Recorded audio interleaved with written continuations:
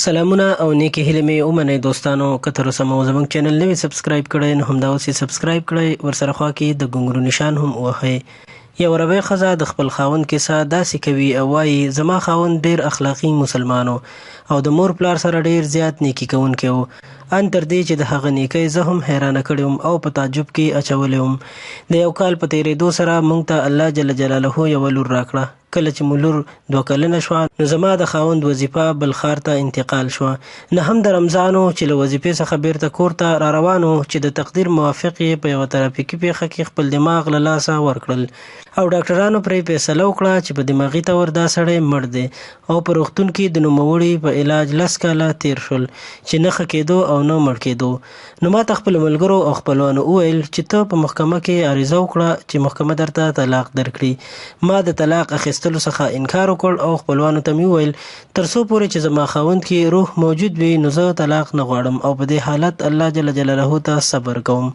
د وخت په تېرېدو سره ما د خپلې لور تربیه هم کوله او روغتون ته به د خاوند پوښتنې ته هم تلم. لور مې چې 10 کلنه شوه نو د قرآن کریم حفظ یې مکمل کړ.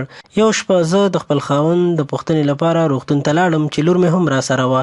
ما ته مې لور وویل چې نن شپه به زه د خپل پلار سره د هغه د خدمت لپاره په روغتون کې تېروم.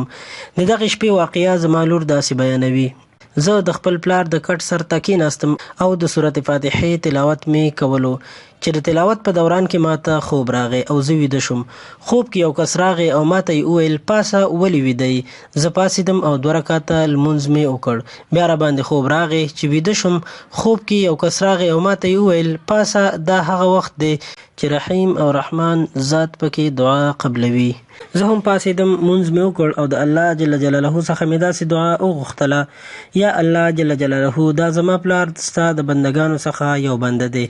زما پلار ته تکلیف رسېدلی دی او موږ پرې صبر کړی او ستا شکر مو ادا کړی دی.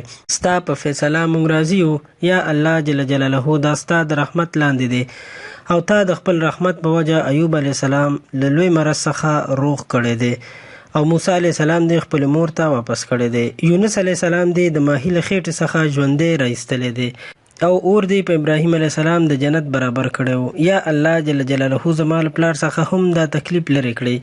د دې دعا د کولو څخه وروسته بیا ویده شوم. نو د سهار لمانځه وخت کې مې یو هیبتناک اواز واورېدو چې ویې ویل ته څوک یې او دلته څه کوې؟ ما چې کله سترګې خلاصې کړې د اواز والا سړی زما پلار و او ما ته یې غږ کولو نو د ډېرې خوشحالۍ نه په ژړا شوم او خپل پلار ته ورغاړې شوم. هغه زه د خپل ځانه جدا کړم او ویې ویل چې له الله جل جلاله څخه وویرېږه او له ما څخه جدا شه. ما ورته وویل زه ستا لور اسما یم. زما د پلار له حالت څخه چې ډاکټران خبر شول هغوی هم ډېر تعجب وکړو او ویې ویل چې پاک دی هغه ذات چې هډوکي په داسې حالت کې ژوندي کوي چې هغه زره زره شوي وي. په دې ټولو حالاتو باندې زما پلار خبر نه و. تر دې چې مونږ خبر کړ نو ویې ژړل او بیا یې وویل الله جل جلاله غوره حفاظت کوونکی دی او هغه د نیکانو بندگانو ساتنه کوي. د اسما مور وایي چې زما د صبر له کبله الله جل جلاله ما ته خپل خاوند 15 کاله وروسته بیرته روغ رمټ کړ، سره له دې چې د ډاکټرانو په نظر کې هغه مړ و. نو دوستانو، هیڅکله د الله جل جلاله له رحمت څخه مه نهیلي کیږئ. همیشه صبر کوئ او له الله جل جلاله څخه دعا غوښتونکي اوسئ. خپل مور او پلار خوشحاله ساتئ ځکه د مور او پلار رضا د الله جل جلاله رضا ده. ملګرو، دا کیسه د ثواب په نیت زموږ د چینل له ملګرو سره شیر کړئ او زموږ چینل در سره هم سبسکرایب کړئ. ورسره خوا کې د ګونګرو نشان هم ووهئ چې موږ تاسو ته نور هم دغسې له پنډه کې کیسې، اسلامي او طبي معلومات راټول کړو او تاسو سره یې شریک کړو. مننه.